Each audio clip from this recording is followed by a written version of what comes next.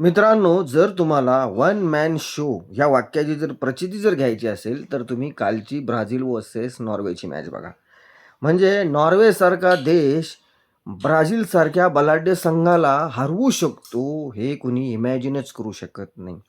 तब्बल 28 वर्षानंतर नॉर्वे हा वर्ल्ड कपसाठी क्वालिफाय झालाय आणि या 28 वर्षानंतर नॉर्वेने दाखवून दिलंय, की त्यांना व्हायकिंग लेगसी का बरं म्हणतात.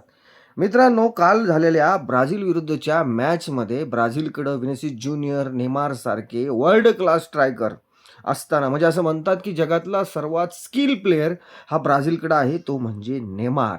या 2 लोकं आणि त्याचबरोबर ब्राझीलचा असलेला अग्रेसिव्ह डिफेन्स या सर्वांना गार केलं एकट्या माणसाने.